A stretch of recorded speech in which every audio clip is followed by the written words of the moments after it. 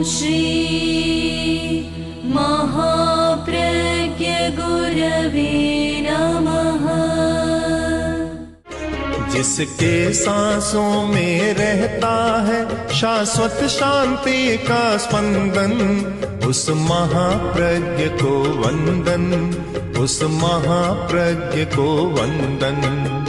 सत्य अहिंसा अनेकांत को अर्पित जिसका तन मन, उस महाप्रज्ञ को वंदन, उस महाप्रज्ञ को वंदन। जिसके सांसों में रहता है शाश्वत शांति का स्पंदन, उस महाप्रज्ञ को वंदन, उस महाप्रज्ञ को वंदन।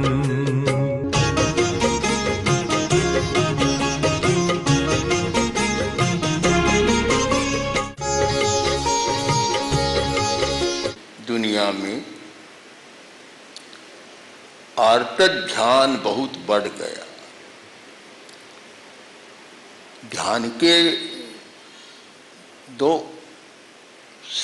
प्रकार या दो कोटियां ध्यान की।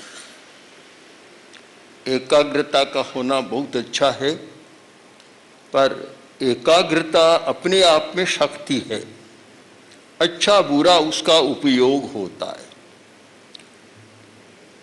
जैसे धन एक पदार्थ है, अब धन अच्छा या बुरा पदार्थ है, उसमें अच्छा बुरा कुछ नहीं होता। अच्छा बुरा उसका उपयोग होता है। तो एकाग्रता भी शक्ति है हमारी, और बहुत बड़ी शक्ति, जीवन में सफलता देने वाली, कार्य को सुचारू रूप से सिद्ध करने वाली एक शक्ति है हमारी एकाग्रता। अब अच्छी या बुरी ये उसका प्रयोग है। इसीलिए ध्यान के दो प्रकार कर दिए, और भी अनेक प्रकार है, पर दो प्रयोग जो है हमारे सामने, उनकी चर्चा करना अपेक्षित मानता हूं। आर्त ध्यान और धर्म ध्यान।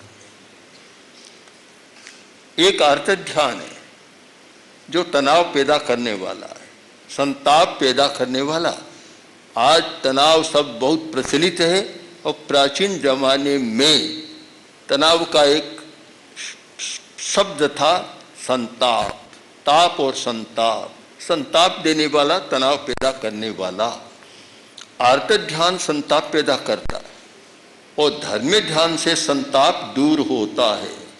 धर्म ध्यान के समय सत्य की खोज की जाती है। जब मनुष्य सत्य की खोज में प्रवृत्त होता है, उस समय तनाव नहीं होता। और यह भी स्वीकार करना चाहिए कि सत्य की खोज करने वाले व्यक्ति में राग द्वेष प्रबल नहीं होते। उसकी व्याख्या करने वाले में, अनुयायी में तो राग द्वेष प्रबल हो जाते हैं, परंतु सत्य की खोज करने वाला है उसका राग द्वेष प्रबल नहीं होता। और जब राग द्वेष प्रबल हो तो वह सत्य की खोज कर ही नहीं सकता। उस समय तो शांत रहता, इतना एकाग्र, पता भी नहीं चलता। महान वैज्ञानिक आइंस्टीन के बारे में कहा जाता है कि जिस समय वे अपनी प्रयोगशाला में खोज करते, उस समय उनको याद नहीं रहती दूसरी बात। इतनी गहरी एकाग्रता, और उसमें कोई राग द्वेष नहीं, केवल नियम की खोज, केवल सत्य की खोज और अपना प्रयोग। और कभी कभी तो ऐसा होता कि भोजन करना भी भूल जाते। एक बार ऐसा हुआ जो लगेगा कि ये तो बहुत साधारण सी बात है, एक बच्चे की सी बात है। फिर कैसे हुआ, एक मित्र को भोजन के लिए बुलाया, वह आ गया समय पर। आइंस्टीन अपने कार्य में व्यस्त थे, अपने कार्य को छोड़ नहीं सके। और जिस समय व्यक्ति सत्य की खोज के निकट पहुंचता है उस समय इतनी तन्मयता हो जाती है कि बाहर की सारी बातें भूल जाता है। तो भोजन की बात भूल गए। एक मित्र को बुलाया था, निमंत्रण दिया था, इस बात को भी भूल गए। समय अतिक्रांत हो गया। मित्र आया, देखा वे तो अपने काम में लगे हुए हैं। बैठा कुछ देर तो प्रतीक्षा की, आधा घंटा। फिर उसने सोचा मैं कब तक प्रतीक्षा करूंगा। भोजन टेबल पर पड़ा था, खाकर वह तो चला गया। और खाया भी अपना ही नहीं खाया, आइंस्टीन का था, वो उसको भी साफ कर गया। अब आइंस्टीन आए, देखा भोजन का समय हो गया, भोजन करने आए, देखा तो वहां तो बर्तन साफ है, पात्र साफ है और चूल्हू का सा पानी पड़ा है। तो उसने सोचा अच्छा मैंने तो भोजन कर लिया था, वापस जाकर काम में लग गई। अब सुनने में कैसा लगता है? ऐसा लगता है कि एक छोटा बच्चा जैसे करता है, किंतु एकाग्रता और चंचलता की कहानियां अलग अलग है। चंचलता के समय व्यक्ति में जो वृत्त होता है, जो घटित होता है, वह एक अलग प्रकार का होता है और एकाग्रता में उसका चरित्र और वृत्त दूसरे प्रकार का हो जाता है। तो एकाग्रता हमारी बहुत बड़ी शक्ति है।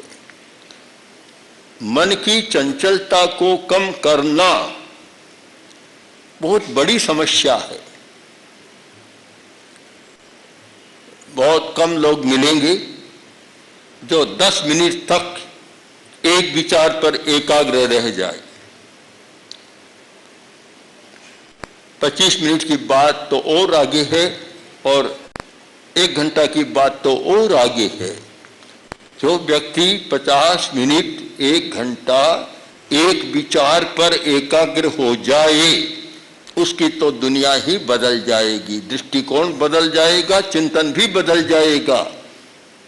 और जो भ्रांतियां पैदा हुई है, एक भ्रांतियों का चक्र बलय बना हुआ है, वह भी टूट जाएगा। हम भ्रांति को क्यों पालते हैं? शायद कोई प्रकृति का ऐसा नियम है कि मनुष्य भ्रांति को पालता रहे इसलिए दुनिया चलती रही। अगर भ्रांति को न पाले तो दुनिया भी नहीं चल सकती। और भ्रांति को पालने का सबसे बड़ा शक्तिशाली कोई शस्त्र है तो वह है चंचलता। चंचलता में भ्रांतियां पनपती रहेगी, बढ़ती रहेगी और जिसमें भ्रांति है वह दुनिया को चलाता रहेगा। कई बार सोचता हूं कि हमारे धर्म के लोग वैराग्य की बात बहुत कहते हैं, अनासक्ति की बात कहते हैं, पदार्थ को त्यागने की बात कहते हैं और उससे आगे मोह ममता को कम करने की, मूर्छा को तोड़ने की बात कहते हैं। वापस चिंतन मुड़ता है तो यह आता है कि अगर सब ने मोह ममता और मूर्छा तोड़ दी तो ये दुनिया समाप्त हो जाएगी। दुनिया चलेगी कैसे? मोह के आधार पर तो सारी दुनिया चल रही है। अगर मोह न हो तो फिर दुनिया नहीं चलेगी। फिर तो 2 शब्द हमारे बन गए, मोह या मोक्ष। या तो दुनिया में मोह रहेगा या मोक्ष रहेगा। मोह कभी टूटता नहीं है और मोह राग द्वेष को पैदा करता है, भ्रांतियों को पैदा करता है और भ्रांतियों के कारण मनुष्य मिथ्या दृष्टिकोण का निर्माण करता है। जो सच नहीं है उसको सच मान लेता है और जो सच है उसको झूठ मान लेता है। ये सारा भ्रांति के कारण ही तो होता है। इन सब की जड़ में है मन की चंचलता। एक ऐसा सुरक्षा का शस्त्र है मोह के पास, या भ्रांतियों न टूटे इसलिए कि चंचलता है तो भ्रांति नहीं टूटेगी। जैसे ही एकाग्रता की शक्ति बढ़ती है तो भ्रांति का चक्र टूटने लगता है, तो शायद मोह का आसन भी हिलने लग जाता है। चंचलता हम मान लें कि दुनिया को चलाने वाली है मन की चंचलता। जो चला रही है सबको और कहीं रोकती नहीं है। उस चंचलता को कम करने के लिए कुछ उपाय खोजे गए और कुछ कहीं कहीं आकर्षण होता है, वह चंचलता अपने आप भी कम हो जाती है।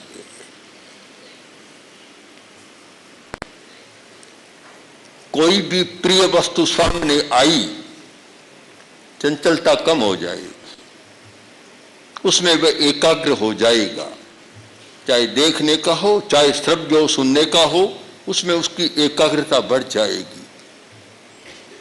एक व्यक्ति कभी कभी जब अश्लील साहित्य पढ़ने बैठता है तो बहुत एकाग्र हो जाता है। अश्लील दृश्य देखता है, वासना को उत्तेजना देने वाले दृश्य देखता है तो उसमें एकाग्र हो जाता है। कभी कभी हिंसा के प्रसंग में भी एकाग्र हो जाता है। और जब झूठ बोलने का प्रसंग हो तो बहुत एकाग्र होना पड़ता है, क्योंकि कोई आदमी सीधा झूठ नहीं बोल सकता। उसके मन में रहता है कि मैं झूठ बोलता हूं और मेरा झूठ कहीं प्रकट न हो जाए, तो उसके लिए तो कितना प्रयत्न करना पड़ता है, पूरा माया जाल बिछाना पड़ता है कि मैं झूठ भी बोलूं और वह प्रकट भी न हो। एक सारी व्यूह रचना करनी पड़ती है उसको, तो अन्यथा झूठ सामने आ जाए तो कितना करना पड़ता है। एक सारा ऐसा माया जाल है, इंद्रजाल है, जिसमें सच तो झूठ बन जाता है, झूठ सच बन जाता है। आप लोगों ने इंद्रजाल के बारे में पढ़ा होगा, जाना होगा। पुराने जमाने में यह विद्या बहुत चलती थी और बहुत सारे भारतीय लोग इसमें माहिर थे, इंद्रजाल की विद्या में, और बड़ी विलक्षण विद्या थी इंद्रजाल की विद्या। आज जितने चलते हैं नाटक, सिनेमा और भी जो इंटरनेट आदि जितने भी आज कंप्यूटर पर हैं, किंतु इंद्रजाल जैसी विद्या तो आज भी चालू नहीं है। अगर इंद्रजाल की विद्या चालू हो तो जयपुर का कोई भी नागरिक सिनेमा घर को पसंद नहीं करेगा, इंद्रजाल घर को पसंद करेगा। यह आएगा क्योंकि इंद्रजाल में असत को सत दिखा दिया जाता है। एक तालाब दिखाएगा, कितना बड़ा है तालाब, और पानी से भरा हुआ। 2 मिनट बाद आप देखें तालाब बिल्कुल सूखा है। जाकर देख ले भले, उसमें प्रत्यय कर ले। और एक तालाब पानी से भरा हुआ है, खाली, एक तालाब पानी से खाली है, 2 मिनट बाद पानी ऊपर तक छलक रहा। अब कितना एक विस्मयकारी लगता है। सारी भ्रांति, किंतु भ्रांति बड़ी विचित्र होती है। एक बार राजा की सभा में एक इंद्रजालिक आया, और पुराने जमाने में बड़े बड़े शक्तिशाली इंद्रजालिक होते थे। और उसने कहा, महाराज आप निश्चिंत होकर राज्यसभा में बैठे हैं, आपको पता नहीं, कोई आपके पास ज्योतिषी नहीं है, कोई तत्वज्ञानी नहीं है, कोई अंतर्दृष्टा नहीं है, आपको पता नहीं। देखिए 2 मिनट बाद आपका सारा यह नगर डूब जाए। राजा ने कहा, कैसे डूब जाएगा, आकाश तो सूखा पड़ा है, कोरा खाली है, बादल भी नहीं है। उसने कहा, महाराज मैं कहता हूं वह सच है। सारे सांसद, राजा सब आश्चर्य में, कैसे, देखते देखते आकाश बादलों से घिर गया, घनघोर वर्षा हो रही है और इतना पानी बरस रहा है, पानी नहीं, एक एक बूंद जैसे मूसलधार, कहते हैं मूसलाधार, ऐसी वर्षा हो रही है। और देखते देखते लगा कि नगर पानी में तैर रहा है, राज्यसभा के पास भी पानी आ रहा है और भीतर पानी घुस रहा है। अब सब सांसद और राजा चिल्लाने लगे, अरे बचाओ बचाओ बचाओ। प्रकंपित हो गए भय से, और सब ने कहा, अरे भाई तुम बचाओ, तुम्हारे पास बहुत शक्ति है, तुम बचाओ। चारों तरफ से बचाने बचाने की आवाज। उसने कहा, आंख खोलो, बंद करो, फिर खोलो, फिर बंद करो। 2 मिनट बाद देखा तो वैसा का वैसा कुछ है ही नहीं। शायद आज ऐसा कोई नहीं दिखा सकता। बड़ी विद्या थी, परंतु सारी भ्रांति, भ्रांति, मन को भ्रांत बनाने वाली विद्या। पता नहीं कितने प्रयोग हुए। तो ये सब भ्रांति पैदा करने वाले तत्व हैं, जो सत्य तक ले जा सके, चेतना को विशुद्ध बना सके और सारी विकृतियों को, विकारों को समाप्त कर सके। वह है सत्य की खोज, धर्म में ध्यान। दूसरा होता है अर्थ ध्यान, और आदमी ज्यादा दुखी अर्थ ध्यान से बनता है। आप स्वयं अनुभव करें, स्वयं ध्यान के द्वारा देखें, भीतर जाकर देखें, तो आपको पता चलेगा कि मैं जितना दुख मान रहा हूं दुनिया में उतना दुख है नहीं। दुख वास्तव में उतना नहीं है जितना आदमी मान रहा है। दुख की गाथा तो बहुत गाती है, पता नहीं कितना दुख है। हमें भी आश्चर्य होता है कि जब दुख की गाथा सुनते हैं। कोई दिन शायद कम खाली जाता है कि 5-10 दुख की गाथा सुनने को नहीं मिली। हर दिन मिलती है। कभी पता नहीं कितने लोग आए और मेरा यह दुख है, मेरा यह दुख है, दुख की गाथा को सुनने को मिला। हर रोज मिलता है। मैं देखता हूं दुख इतना है तो नहीं। कहीं भी आकाश में आपको दुख नहीं दिखाई देगा। कहीं कहीं प्राकृतिक प्रकोप होता है तो समस्या का कारण बन जाता है, फिर भी दुख का कारण तो नहीं बनता। न कोई जयपुर के बाजार में जैसे हीरा पन्ना बिकते हैं, कोई दुख बिकता है, और न कोई कारखाना है कि जहां दुख पैदा किया जाए। कोई भी उसका उत्पाद नहीं हो रहा है, कहीं भी नहीं है। फिर कहां है दुख? व्यक्ति अपनी भ्रांति के कारण दुख का सृजन करता है। अगर उसे सत्य का बोध हो तो दुख कम हो जाए। भ्रांति के कारण वैसा कर रहा है। एक भ्रांतियां पाल ली, अवधारणा बना ली, और उसके आधार पर दुख भोगता है। मान्यता के आधार पर दुख भोगता है। मान्यता बना ली कि बड़ा आदमी आए तो छोटों को खड़ा होना चाहिए। अब बड़े के मन में एक धारणा बन गई और उसके अहं का पोषण भी हो गया या सुख का साधन बन गया। अब एक बड़ा आदमी आया, छोटा आदमी बैठा था, खड़ा नहीं हुआ। वह तो बेचारा खड़ा नहीं हुआ है, दुखी वह बन गया। बड़ा आदमी दुखी बन गया क्योंकि उसके अहं को चोट लगी कि मैं आया और ये खड़ा नहीं हुआ। मैंने ऐसा देखा है कि कोई बड़े सेठ थे, आए, जो अध्यापक पढ़ा रहा था, ट्यूशन का था, पढ़ा रहा था, खड़ा नहीं हुआ। तत्काल अपने अधिकारी को बुलाया, बुलाकर कहा इसकी आज ही छुट्टी कर दो। पूछा क्यों, क्या कारण है? अच्छा नहीं, अपने पढ़ाता तो अच्छा है। तो फिर मैं आया, खड़ा नहीं हुआ, बस छुट्टी कर दो, इसको नहीं रखना है। अब दुखी कौन बना? शायद आप स्वयं देख लें कि पिता ने पुत्र को कुछ कहा, पुत्र ने नहीं माना, तो उस समय कि मैंने कहा मेरा बेटा मेरी बात नहीं मानता, मैं तो दुखी बन गया। बेटा दुखी बने या न बने, पिता तो बन गया। यही बात पति और सास की होती है। पति सोचता है कि मेरी पत्नी मेरी बात नहीं मानती, बस अहम पर चोट है, और वह दुखी बन जाता है। और यही सास बहू की बात है कि मेरी बात नहीं मानती, उसके मन पर चोट हो जाती है। और चोट नहीं होती, वह तनाव इतना बढ़ता है कि तनाव लंबा होता चला जाता है और तनाव कभी निकलता नहीं। ऐसी मानसिक व्यथा पैदा होती है कि वह अनेक दिनों तक चालू रहती है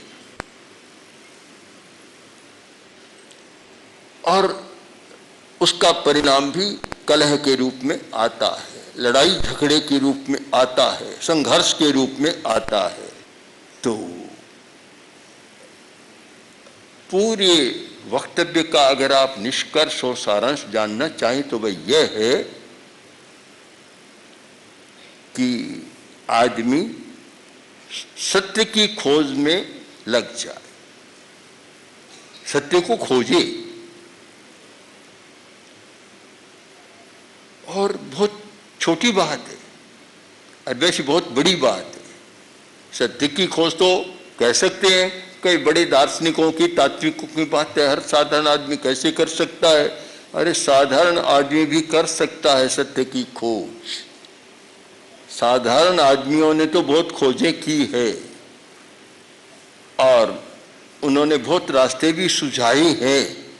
बड़े बड़े वैज्ञानिक कहीं अटक जाते, वहां भी होता है। न्यूटन ने जब कहा खाती को बुलाकर कि देखो दरवाजा बना रहे हो तो दरवाजे में 2 छोटी खिड़कियां रख देना। पूछे क्यों? कि एक कुत्ता है मेरा पाला हुआ और एक बिल्ली है, एक कुत्ते के आने के लिए एक बिल्ली पालने के लिए। तब वह खाती बोला कि सर जिसमें से कुत्ता आएगा बिल्ली तो उसमें से आ जाएगी, फिर 2 बनाने की जरूरत क्या है? कि अच्छा ठीक बात है तुम्हारी बात, ठीक है, नहीं एक ही बनाना है। तो कहीं कहीं छोटे आदमी भी बहुत अच्छी बात सुझा सकते हैं और इसीलिए संस्कृत साहित्य में जल पड़ा कि बाला दपि सुभाषितम। अच्छी बात बच्चे से भी स्वीकार करो, उसकी भी सुनो, ध्यान दो। बहुत अच्छी बात वह कह सकता है कभी कभी, और कभी कभी बच्चों ने ऐसे मार्ग सुझा दिए कि बड़ों को भी आश्चर्य होता है।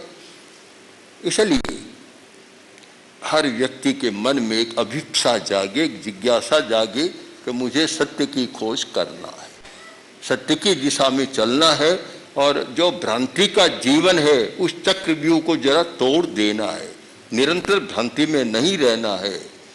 तो उसके लिए आवश्यक है धर्म ध्यान का प्रयोग। धर्म ध्यान का प्रयोग होगा, सत्य की खोज होगी तो फिर कष्ट नहीं होगा, बहुत कम कष्ट हो जाएगा। इतना कम हो जाएगा कष्ट कि आपको शायद खोजना पड़े कि कष्ट है कहाँ। बड़ा आश्चर्य है। एक जैन साधक ने ध्यान किया, कायोत्सर्ग गहरा किया, कायोत्सर्ग।